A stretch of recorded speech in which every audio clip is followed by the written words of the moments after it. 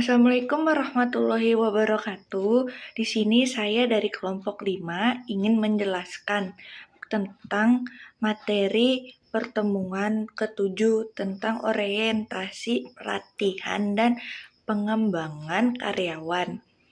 Apa sih orientasi itu? Orientasi merupakan proses sosialisasi untuk menanamkan sikap, standar, nilai-nilai, dan pola perilaku sebagaimana apa yang diharapkan perusahaan dalam diri karyawan baru.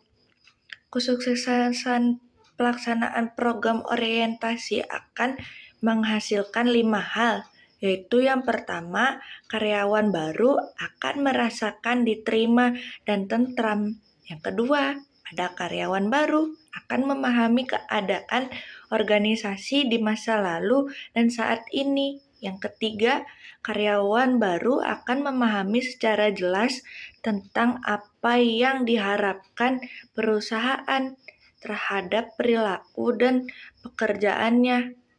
Yang keempat, ada karyawan baru akan memahami cara bertindak dan berpikirnya perusahaan. Dan yang terakhir, stres karyawan baru akan semakin berkurang.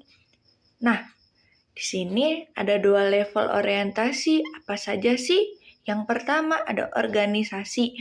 Organisasional adalah orientasi umum dengan menyajikan topik yang relevan dan menarik untuk karyawan. Topik-topik untuk program orientasi ini yang biasa diberikan adalah gambaran perusahaan, benefit, kompensasi, dan lain-lain. Dan yang kedua atau yang terakhir ada organisasi departemental dan pekerjaan adalah orientasi spesifik yang menggambarkan topik-topik unik pada departemen dan pekerjaan tertentu kepada karyawan baru. Topik-topik untuk program orientasi ini adalah fungsi, departemen, tugas, pekerjaan, dan tanggung jawab, prosedur, dan lain-lain. Selanjutnya akan dijelaskan oleh teman saya, yaitu Putri.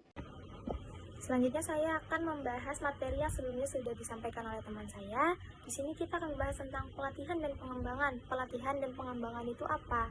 Pelatihan menurut Dasar 2003 adalah proses pembelajaran keterampilan dasar yang diperlukan oleh karyawan baru untuk melaksanakan tugasnya. Sedangkan pengembangan menurut Melodi 2008 adalah proses pembelajaran yang melampaui pekerjaan saat ini dan memiliki fokus lebih jangka panjang. Selanjutnya ada manfaat dan tujuan dari pelatihan dan pengembangan. Yang pertama itu produktivitas kinerja karyawan meningkat. Yang kedua itu ada meningkatnya efisiensi tenaga, waktu, dan lain-lain. Yang ketiga itu mengurangi kerusakan barang, produksi, mesin. Karena adanya pelatihan dan pengembangan ini, karyawan tuh semakin ahli dan semakin terampil. Yang keempat itu mengurangi tingkat kecelakaan. Yang kelima, kesempatan meningkatkan karir. Yang keenam, bagi manajer dengan adanya pelatihan dan pengembangan ini, mereka akan semakin cakap dan semakin cepat dalam pengambilan keputusan. Selanjutnya ada sasaran pelatihan dan pengembangan. Sasaran pelatihan yang efektif berupa keadaan yang sebaiknya dihasilkan oleh suatu program pelatihan organisasi, departemen, atau individu selesai menjalani pelatihan tersebut. Sasaran pelatihan sendiri dikelompokkan menjadi 3. Ada sasaran instruksional, sasaran organisasional dan departemental, sasaran kinerja, dan pertumbuhan individual. Selanjutnya akan dibahas oleh teman saya. Sekian dan terima kasih. Nah, di sini saya akan menjelaskan langkah-langkah pelatihan dan pengembangan, yaitu yang pertama yaitu ada penilaian dan identifikasi kebutuhan. Dengan cara 1. Mengenal masalah dan kebutuhan sekarang. Yang kedua yaitu mengantisipasi kebutuhan di masa yang akan datang. Yang ketiga yaitu kemungkinan perubahan teknologi dan strategi.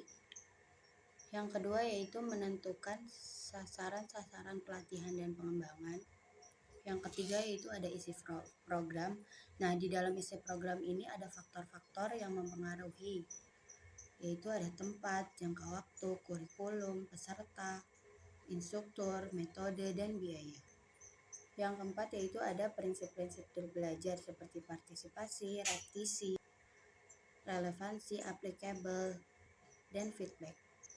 Di slide selanjutnya yaitu adalah metode pelatihan dan pengembangan.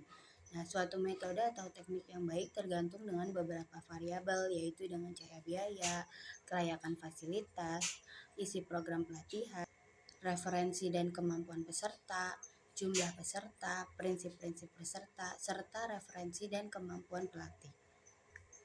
Sekian penjelasan saya dan teman-teman saya, kurang lebihnya mohon maaf. Wassalamualaikum warahmatullahi wabarakatuh.